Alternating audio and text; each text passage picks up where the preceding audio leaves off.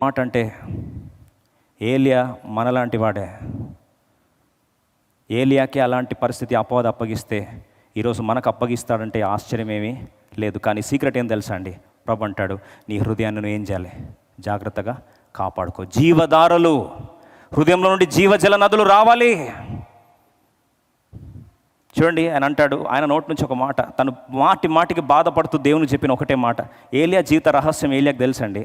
అయితే అపవాది దేని దాడి చేశాడు? 19వ అధ్యాయం 9-10 వచనాలు, అలాగే 13-14 వచనాలు, 2 సార్లు సేమ్ మాట రిపీట్ చేస్తున్నాడు. ఎంత దివ్యమైన మాట చూడండి. అందరం కలిసి అచ్చట ఉన్న ఒక గుహలో చేరి బస చేసెను. యెహోవా వాక్కు అతనికి ప్రత్యక్షమై, ఏలియా ఇచ్చట నీవేమీ చేయొచ్చు. కొన్నిసార్లు గుహలోకి వెళ్ళిపోతాం. గుహ అంటే తెలుసా అండి? బయటలో కనపడకుండా క్లోజ్. కొన్నిసార్లు బయటలో కనపడకుండా ఫ్రీజ్ మోడ్. ఆ గుహలోకి వెళ్ళిపోయి నాకేం ప్రపంచం వద్దు, ఇంకేం వద్దు, నాకు ఇలాగే నీళ్ళు తాగుతాను, ఇలాగే చనిపోతాను, ప్రాణం తీసుకుంటే తీసుకో ప్రభా, ఇంకేం బ్రతికి చేసేదేముంది. ఆ గుహ మోడ్లోకి వెళ్ళిపోతాం, కేవ్ మోడ్లోకి. ఆయన వెళ్ళిపోయి అంటాడు, అంటే ప్రభు అంటాడు, ఏ ఏలియా, ఇక్కడ ఏం చేస్తున్నావు? నువ్వు ఉండాల్సిన ప్రాంతం ఏంది? నువ్వు చేసేది ఏంటి? ఇక్కడ ఏం చేస్తున్నావంటే ఆయన బాధ చూడండి. ఆయన బాధ అంతా ఒకటే. అందరం కలిసి చదువుదాం 10వ వచనం. అది యాకోబు జ్ఞాపకం చేసిన బాధే, ఈ యొక్క ఏలియా జ్ఞాపకం చేస్తున్న బాధ. ఏమంటాడు? 10వ వచనం. అతడు ఇశ్రాయేలు వారు నీ నిబంధన త్రోసివేసి నీ బలిపీఠంలో పడగొట్టి నీ ప్రవక్తలను ఖడ్గము చేత హతము చేసిరి. సైన్యములకు అధిపత్యకు దేవుడు నగు యెహోవా కొరకు మహారోషము గలవాడని నేను ఒక్కడను మాత్రమే మిగిలి ఉండగా వారు నా ప్రాణమును కూడా తీసివేయటకై చూచున్నారని. ప్రభు, నా బాధంతో ఒకటే, మహారోషంతోనే ఒకటే. ఆ రోషాన్ని కూడా వీళ్ళు ఏం చేస్తున్నారు? చంపాలని చూస్తున్నారు ప్రభా. వాళ్ళ టార్గెట్ అంతే ఏంది? ఈ రోషం రోషం రోషం, ఆసక్తి ఆసక్తి ఆసక్తి. ఈ ఆసక్తిని చంపడానికి నన్ను చూస్తున్నారు ప్రభా. కాబట్టి వాళ్ళు చంపకముందు నేనే చచ్చిపోతా. కొంతమంది టాలెంట్ ఎక్కువ. వేరేళ్ళు నాకెందు నో చెప్పేది, నేనే ముందు నో చెప్తా. వేరేళ్ళు నన్ను నేను గాయం చేసేది, నేనే ముందు గాయమానికి వెళ్ళిపోతా. ఎవరో వచ్చి బెదిరించేది నా నీడకు నేనే భయపడి పారిపోతా. తెలుసా అండి ఏలియా స్ట్రాటజీ? ఎవరో వచ్చి నన్ను ఏంది ప్రభా, యెజబెల్ ఏంది ప్రభా నన్ను చంపేది, నువ్వే చంపే నన్ను, బెటర్. ప్రతి human complex is this. We say that I don't want that. Before that, let me hurt myself. Let me avoid myself. I don't want that hurt again. విషాదం ఏంటంటే ఏలియా లాంటి రోషం గల ప్రవక్త అంటున్న మాట ఏంటంటే, నా రోషాన్ని, మహారోషం. చూడండి 13-14 అదే అధ్యాయం 19, 13, 14 వచనాలు చదువుకుందాం. 13-14. ఏలియా దాన్ని విని తన దుప్పటితో ముఖం కప్పుకున్నాడు.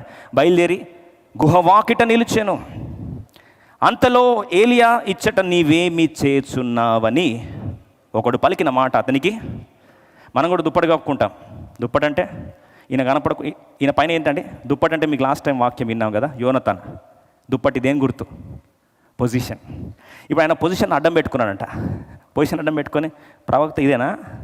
ఈ దుప్పటి ఎవరిచ్చారు? ఇప్పుడు ఏలియా ఎవరికి ఇవ్వబోతున్నాడు దుప్పటి? చెప్పండి అండి.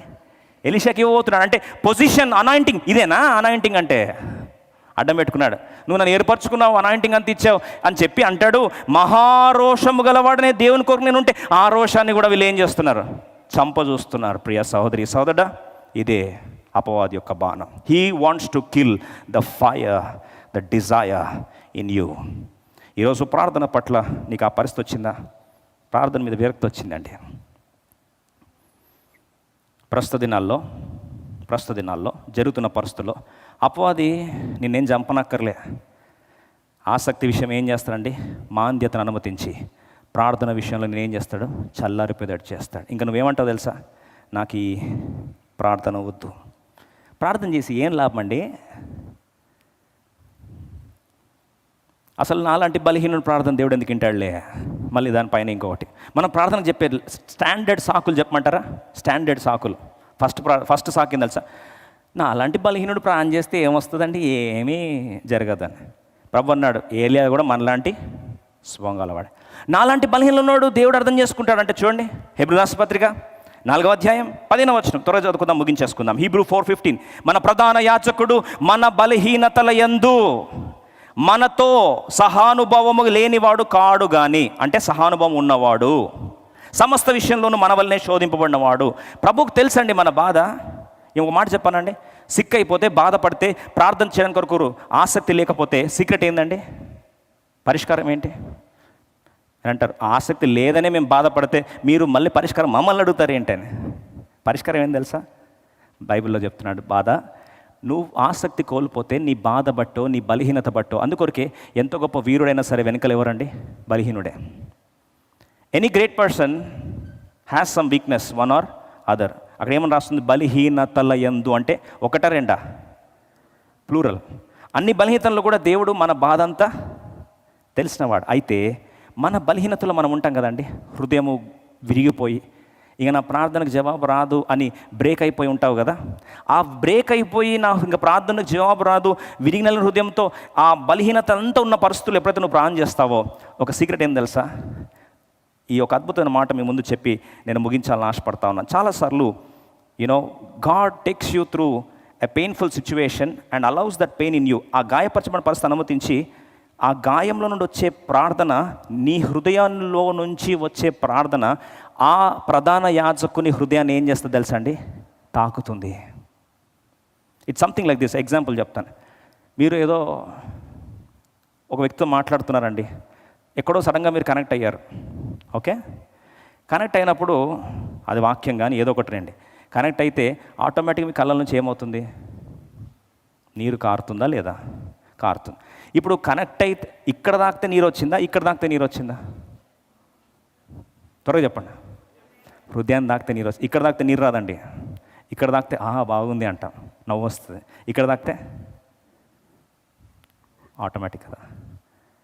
నీ బలహీనతలలో నువ్వు ఆసక్తి కోల్పోయి విడిచిపెట్టడం కాదు, ఆ బలహీనతలో ప్రభా ఇది నా పరిస్థితిని నువ్వు చేస్తే ఒక మంచి మాట చెప్పి నేను ముగించేస్తాను. చాలామంది అంటారు, దేవునికి అన్నీ తెలుసు కదా, ఎందుకు ప్రార్థన చేయాలా? త్వరగా చెప్పండి. దేవునికి అన్నీ తెలుసా తెలీదా? తెలిసిన వాళ్ళు చేయొద్దండి. మరి అన్నీ తెలిస్తే ఎందుకు ప్రార్థన చేయాలి? అన్నీ తెలుసు కదా, అయినా చేయాలి. ఎందుకు చేయాలి? ఎందుకు చేయాలంటే అయినా చేయాలంటుంది ఆంటీ. అంటే చేయమంటే చేయడమేనా? ఆచారంలాగా చేయాలా? అక్కడే కదా మనకు ప్రార్థన విలువ పోయింది. చెయ్యండి అని చెప్పాడు కాబట్టి చేస్తున్నాం, అంతే ఆచారం, మాకేం ఆశ లేదు. ఎందుకు వస్తుంది ఆ ప్రాబ్లం? ఆసక్తి ఎందుకు పోయిందండి? ఆచారం వచ్చినప్పుడు ఆసక్తి చచ్చిపోతుంది. You know that? Why the passion is killed? Because it became a habit. Daily ఒక ఆచారంలో చేయండి, దాంట్లో మీకు ఆశ ఉంటుందా? ఆశ ఉండదండి. ఎందుకు? చేయాలి కాబట్టి చేయాలి. వదిలేసినట్టు ఆటోమేటిక్గా. చిన్నప్పుడు మాకు ప్రార్థన ఫుడ్ భోజనం వచ్చేసరికి ఆటోమేటిక్గా చేస్తుందండి ప్రార్థన. దాని మీనింగ్ నాకు ఆల్మోస్ట్ 6th క్లాస్ వచ్చేదాకా మీనింగ్ తెలియదు, కానీ బ్యూటిఫుల్గా చేసేది ప్రార్థన. ఎక్కడండి? భోజనం చేస్తారు అందరు నన్ను ప్రేయర్ చేయమన్నది, బ్యూటిఫుల్గా ప్రార్థన చేస్తుంది. ఇంకా లవింగ్ హెవెన్లీ ఫాదర్ అని స్టార్ట్ చేసి మొత్తం ఆ ప్రార్థనల ఐటమ్స్ అన్ని గురించి చేసి దాన్ని బ్లెస్ చేసి అంతే చేసిన తర్వాత 6th 7th అప్పుడు నువ్వు చేసే ప్రార్థన నీకు అర్థం తెలుసా? నాకే క్వశ్చన్ వచ్చింది. నిజంగా అర్థం తెలియదు. ఆచారం అర్థం తెలుస్తూ ఓ మై గాడ్ ఇంత మర్మం ఉందా అని. ఎందుకు చెప్తున్నా మాట అంటే ఆచారం దగ్గర ఆసక్తి ఉండదండి. ఎందుకు మనకు కొన్ని మతాల మీద విరక్తి వస్తుంది తెలుసా? ఆచారంతో చేస్తాం, దానికి అర్థం తెలీదు. ఇప్పుడు అడుగుతున్నాను మాట, ఎందుకు చేయాలి ప్రార్థన?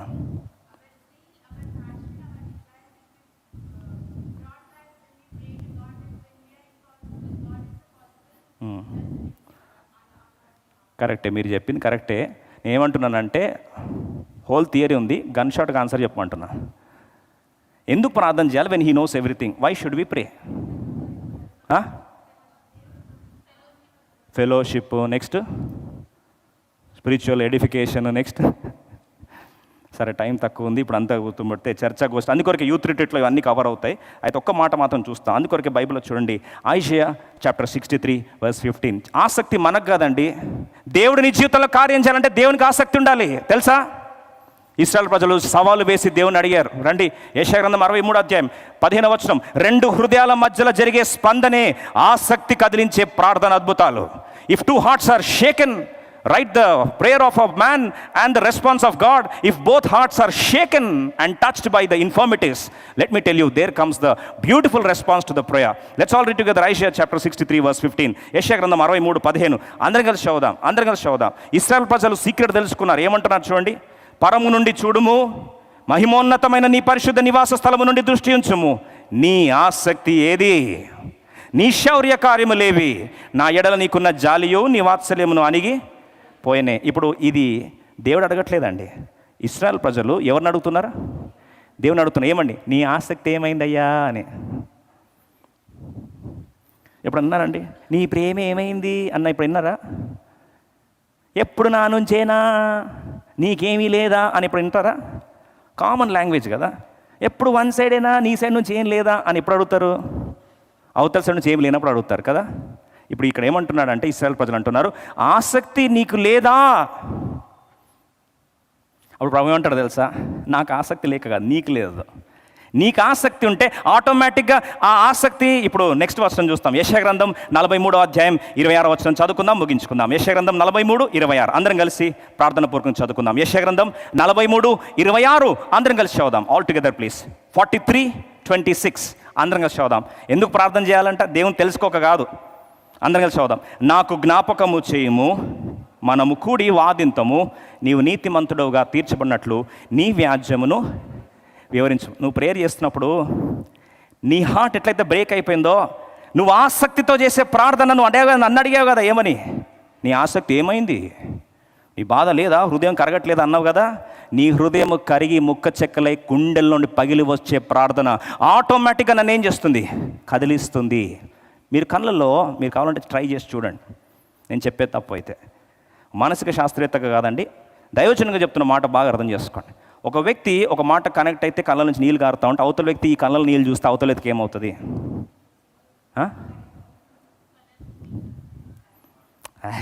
నా ఏడుస్తున్నావా నవ్వుతారా? నాకు తెలిసి ఏం ఊరుకున్నావాడండి. సినిమాలో ఏడుస్తూ ఉంటే మీరెందుకు ఏడుస్తారు? కనెక్టా? Tears are contagious. కన్నీళ్ళు ఏంటండి? అంటురోగం కాదా? సేవకులు కొంతమంది పాపం ఏం వాక్యం పండకపోతే వాళ్ళు ఏడుస్తారు, ప్రభు అని. ఏడ్చేసరికి అందరూ ఏమనుకుంటారు? ఆయన ఏడుస్తున్నారు కదా, మేము కూడా ఏం చేయాలి? ఏడవాలి. ఎందుకు చెప్తున్నా ఈ మాట అంటే అక్కడ గమనించండి, దాన్ని జోక్ చేయట్లేదు నేను. I'm trying to tell you an important point. Yesu ప్రభు అంటున్నాడు, ఓ ఇశ్రాయేల్ దేశమా, మీరు నన్ను అడుగుతున్నారు నా ఆసక్తి ఏదని. మీరు మీ ఆసక్తిని నాకేం చేయాలి? జ్ఞాపకం చేయండి, వివరించండి. You explain it. నేను కరగకపోతే అడగండి అని చెప్తూ ఏలియాని జ్ఞాపకం చేస్తుంటాడు. ఏలియా కూడా మనలాంటి స్వభావం గలవాడే, కానీ సీక్రెట్ ఏంటండి? ఆసక్తితో ప్రార్థన చేశాడు. అంతే, జవాబు చెప్పలేక లేకపోయాను. ప్రియ సోదరి ఒక మాట చెప్తాను. నువ్వు ఆసక్తితో చేసే ప్రార్థన, కన్నీరు మున్నీరై విరగొట్టబడి చేసే ప్రార్థన ఎప్పుడు దేవుడు దూరం చేసుకునేవాడు కాదు. అందుకే బైబిల్ చూస్తే విరిగి నలిగిన హృదయం ఆయన ఎన్నడూ త్రోసివేసే దేవుడు, నిర్లక్ష్య పట్టే దేవుడు కాదండి. విరిగిపోయిన పరుసులు తీసుకొస్తే దాంట్లోంచి చెయ్యు ప్రార్థన, దాంట్లో నుంచి నువ్వు ప్రార్థన ఆసక్తి రోషంతో నీకు ఆ ప్రార్థన వస్తే, మరొకసారి దైవజనుగా చెప్తున్నాను, దేవుని హృదయము కరగక తప్పదు. అది అందుకొరకు ప్రభు అంటాడు, నాకేం చేయాలి? మీరు జ్ఞాపకం చేయండి అయ్యా అంటే మర్చిపోయాడనా? కొన్నిసార్లు మన హృదయంలో ఆ జీల్ వచ్చేదాకా దేవుడు కార్యం చేయడండి. ప్రార్థన చేస్తావు దేనికి? అందుకొరకే మనకు ఆసక్తి రావాలంటే మన కింద కొద్దిగా మంట పెట్టాల. రాకెట్ పైకి పోవాలంటే కింద ఏమి ఇస్తారండి? మంట వచ్చేదాకా ఆసక్తి కావాలా అంటే అంటారు. అవునండి, మరి హ్యూమన్ కీ తిప్పితే తప్ప పనిచేయం కదా. కానీ ఆలోచించండి, దేవుడు అంటున్నాడు, మీరు మీ ఆసక్తితో నన్ను చేంజ్ చేయాలి, జ్ఞాపకం చేయండి. అందుకొరకే సంఘం ఒక రహస్యాన్ని వాడింది. పేతును తీసుకెళ్ళి అరెస్ట్ చేసి లోపలేశారు. యాకోబు తల శిరఛేదన చేశారు. మరుసటి రోజు పేతును చంపబోతుంటే అపోస్తలుల 12వ అధ్యాయం 5వ వచనం ఈ మాట చదువుకుందాం. బలలో ప్రవేశిస్తాం. అందరం కలిసి చదువుకుందాం. అపోస్తలుల 12వ అధ్యాయం 5వ వచనం. పేతురు చెరసాల్లో ఉంచబడను, సంఘం అయితే అతని కొరకు అత్యాసక్తితో దేవునికి ప్రార్థన చేయొచ్చు. సంఘం ఎలా చేస్తుందంటండి? అత్యాసక్తి చేస్తుంది. నువ్వు కన్నీరు మున్నీరు ఎప్పుడైనా ఏడ్చావా? స్వార్థ ప్రార్థన చేయకండి అండి. ప్రేయర్ చేస్తాం ఎప్పుడు? రేపు వచ్చి అప్పులోడు మొత్తం ఇల్లు ఎత్తుకోపోతాడంటే ముందు రోజు ప్రభువా, అది కాదు ప్రార్థన. నీ స్వార్థపూరితమైన ప్రార్థనల కొరకు విరిగిన హృదయంతో చేస్తా ప్రభు కాదు. అందుకో ప్రభు అన్నాడు, మీ స్వకీయ భోగేచ్ఛల కొరకు మీరు అడుగుతున్నారు కాబట్టి మీరు ఎంత ప్రార్థన చేస్తా మీకు పొందరని యాకోబు గ్రంథంలో చెప్పాడు దేవుడు. నిజంగా ప్రభా నీ కొరకు నేను రోషముతో ప్రార్థిస్తున్నాను ప్రభా. అట్లాంటి సంఘం ఏం చేస్తుందండి? అత్యాసక్తితో ప్రార్థన చేస్తూ ఉంటే దేవుడు ఆటోమేటిక్గా పేతును చెరసాల నుంచి బయటకు తీసుకొచ్చాడు. ఇనుప ద్వారాలు పటాపంచలైపోయాయి, ఆటోమేటిక్గా బయటకు తీసుకొచ్చాడు. ఐరన్ గేట్స్ అలా కదిలిపోయాయి. అద్భుతాల వర్షం జరిగింది. ఆదిమ సంఘ ప్రపంచానికి కారణమైంది. సంఘం ఎలా చేస్తుందండి? అత్యాసక్తితో ప్రార్థించింది. ప్రియ సోదరి సోదరా, ఈరోజు అంటున్నావా, నాకు ప్రార్థన మీద ఇంట్రెస్ట్ లేదండి. అక్కడే సాతాను నీ జీవితాన్ని నాశనం చేశాడు. ఈరోజు ఎంత అపవాది ఎంత గాయం చేసినా సరే, Satan cannot incapacitate me by killing my desire. ఏలి అంటాడు కదా, అయ్యా నా రోషం గల ఉంటే నా రోషాన్నే పాడు చేయాలనుకుంటున్నాడు. ఆ రోషమే పోతే ఏలియా పనికిరాని వాడైపోయాడు. చివరికి ఒక చిన్న మాట గాయపరచబడి పోయి గుహలో కూర్చునే వ్యక్తిగా మార్చబడ్డాడు. ఈరోజు నువ్వు కర్మేలు పర్వతం మీద ఎక్కి రోషంగా దేవుణ్ణి పరిచర్య చేయడానికి, గుహలోకి వెళ్ళి తలుపేసుకొని కూర్చోడానికి ఒకే ఒక రహస్యం ఏంటంటే, అపవాదిని ఆసక్తిని బతికిస్తే, అపవాదిని ఆసక్తిని దాడి చేస్తే నువ్వు గుహలో దాక్కుంటావు. అదే అపవాదిని నువ్వు కానీ ఆసక్తి విషయంలో మాంద్యులు కాక అపవాది తలను చిరగదొక్కితే కర్మేలు పర్వతం మీద ఏం చేస్తావు? ప్రభుకు రోషంగా సేవిస్తావు. అది 1935 సంవత్సరం పాకిస్తాన్ ప్రాంతంలో దైవజనులు భగత్ సింగ్ గారు పరిచయం చేస్తున్నాడు క్వెట్టా ప్రాంతంలో. ఆ క్వెట్టా ప్రాంతంలో పరిచయం చేస్తున్నప్పుడు ఎంత వాక్యం చెప్పినా ఎవ్వరికి కదలట్లేదండి. Nobody is mood. ఒక పైపెచ్చు తాగుబోతుల ప్రాంతంలోకి వెళ్ళి వాక్య పరిచయం చేస్తే దైవజనులు భగత్ సింగ్ గారిని ఎగతాళి చేస్తున్నాడు. ఎంత ఎగతాళి చేశారో తెలుసా అండి? మీ దేవుడు ఏమైనా మారుస్తాడా, నన్ను మారుస్తారా మమ్మల్ని అని చెప్పి ఇష్టం వచ్చినట్టు బాటిల్ ఇసిరేయడం కూడా స్టార్ట్ చేశారు. దైవజనుడు చాలా ఒంటరి వాడైన భావనలో ఉన్నప్పుడు ఆ మే మాసంలో జరిగిన నిజమైన సంఘటన, 2 వారాలు సువార్తకి ఏం ఫలితం లేదండి. లాస్ట్కి వెళ్ళాడు. ఒకరోజు ఆ స్కూల్ దగ్గరలో తనకు అకామిడేషన్ ఇస్తే ఆ ప్రాంతంలో మోకరించాడు, ప్రార్థన చేయడం స్టార్ట్ చేశాడు. ప్రభు మాట్లాడుతున్నాడు, ప్రార్థన చేయనా, ప్రార్థన చేయని దేవుడు మాట్లాడుతూ ఉంటే ఆయన ఏడ్చి ప్రార్థన చేయడం స్టార్ట్ చేశాడు. ఒకటే ప్రార్థన అండి, ప్రభా ఇంత దూరం నన్ను తీసుకొచ్చావు, ఈ క్వెట్టా ప్రాంతాన్ని ఒక్కసారి కదిలించు ప్రభా. ఏడుస్తున్నాడు, అత్యాసక్తితో ప్రార్థిస్తున్నాడు. ఏలియా లాంటి వ్యక్తి, నాలాంటి వ్యక్తే కదా ప్రభా. ఆ రోజు ప్రార్థిస్తే నువ్వు పంచభూతాలను కదిలించావు కదా, ఈరోజు నేను ప్రార్థిస్తున్నా, ఈ ప్రాంతాన్ని ఒక్కసారి తాకు ప్రభు అని ఏడ్చి ప్రార్థన చేయడం ఆరంభించాడు. ప్రియ సోదరి సోదర, 2 వారాల ఆ ఎడతెరిపి లేని ప్రార్థనకు ఏం జరిగింది తెలుసా అండి? బయటంతా చుట్టంతా ఆ ప్రాంతంలో ఈ వ్యవసాయదారులు, ఫార్మర్స్ రాత్రి పడుకొని ఉంటే ఈ యొక్క స్కూల్ ప్రాంగణం చుట్టంతా అగ్ని ప్రాకారంలా కనిపిస్తూ ఉందట. భయపడిపోయారు. ఏంటని చెప్పి దగ్గరికి వెళ్తే అక్కడ ఏమీ అగ్ని కనిపించట్లేదు. దైవజనుడు మోకాల మీద ప్రార్థన చేస్తున్నాడు. ప్రాంతం అంతా, బెడ్ అంతా ఏడ్చి ఏడ్చి ఏడ్చి ఆ బెడ్ అంతా తడిసిపోయింది. చూస్తున్నారు, ఏమనలేకపోయారు. వచ్చేసి బయటకు వచ్చారు. అది మే అంతం దినాలు కావస్తూ ఉన్నాయి. ఏడ్చి ప్రార్థన చేస్తున్నాడు, ఏం కదలిక లేదు. 2 వారాల ప్రార్థన ముగిస్తున్న సందర్భంలో ఆఖరిగా బిగ్గరగా ప్రార్థిస్తున్నాడు, ప్రభా ఒక్కసారి కదిలించాయా ఈ ప్రాంతాన్ని. ఆ ఏడ్చి ప్రార్థన ఒక్కసారి దేవుడు 18 సెకండ్స్ ఒక్కసారి భూమిని కదిలించాడు. Very very disastrous Quetta earthquake. 18 seconds కదిలిస్తే 50,000 మంది అక్కడికక్కడ నుజ్జు అయిపోయి చనిపోయారు. దైవజనులు ఇంకా బ్రేక్ అయిపోయి, ప్రభా నేను ప్రేయర్ చేసింది రక్షించమని ప్రార్థన చేస్తే నువ్వేంటి ప్రభా ఉన్న వాళ్ళని చంపేస్తున్నావు ప్రభా, ఏంటి ప్రభా అని చెప్పి హెల్ప్ చేయడానికి కొరకు అన్ని ప్రయత్నించారు. ఆయన సాయశక్తులా ప్రయత్నించాడు. దేవుడు మాట్లాడుతూ ఉన్నాడు, కదిలించింది దేని కొరకంటే ఇప్పుడు వెళ్ళి వాక్య పరిచర్య చెయ్యు, సభలు పెట్టు అన్నాడు. అదే స్కూల్ క్యాంపస్లో రివైవల్ మీటింగ్ స్టార్ట్ చేశాడు. సాయంకాలం వాక్య పరిచర్య స్టార్ట్ అయింది. రాత్రి కొనసాగుతున్నాయి, గంటలు. హృదయము బద్దల ఏడుస్తున్నారు ప్రజలందరూ, అయ్యా మా ప్రాణాలు కాపాడు, ఒక్కసారి మనం పశ్చాత్తపడుతున్నాం, రక్షించయ్యా, నీ ఉగ్రత నుంచి కాపాడయ్యా అని ఏడ్చి తాగుబోతులు, జూదరులు, వారి జీతాలు పాడు చేసుకున్న వారందరూ కూడా పశ్చాత్తపడి ఆ రాత్రి దేవుని దగ్గర పశ్చాత్తపడి వ్యక్తపరుచుకున్నారు.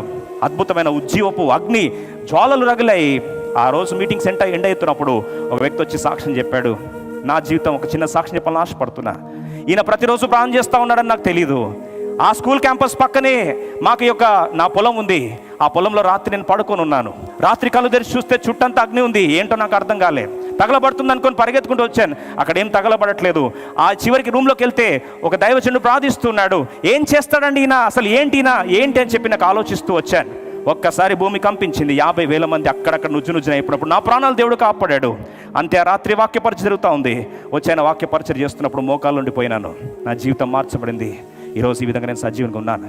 అలా సాక్ష్యం స్టార్ట్ చేస్తూ ఉంటే వందల మంది సాక్ష్య ప్రవాహం కొట్టుమిట్లాడుతూ ఉన్నారు. ఎందుకు చెప్తున్నాను మాట అంటే, ఒక సామాన్యమైన మనిషి ఆసక్తితో ప్రార్థన చేయడం ఆరంభిస్తే, గుండె పగిలి ఆరంభిస్తూ ఉంటే, ఈరోజు బలహీనతలను ఆధారం చేసుకొని అయ్యా నా బలిత నీకు తెలుసు కదా అని చెప్పి ప్రార్థిస్తే, మరిచిపోయిన దేవుని ఆసక్తిని రేపి ఆయన దేవుడు కూడా ఆసక్తితో స్పందించినట్లు దేవుని హృదయము హార్ట్ టు హార్ట్ కమ్యూనికేషన్ ఎప్పుడైతే జరిగిందో, ఆటోమేటిక్గా దేవుడు అత్యాసక్తితో ప్రార్థనకు మెండైన జవాబిచ్చిన దేవుడు ఈరోజు సజీవైన దేవుడు కాదా?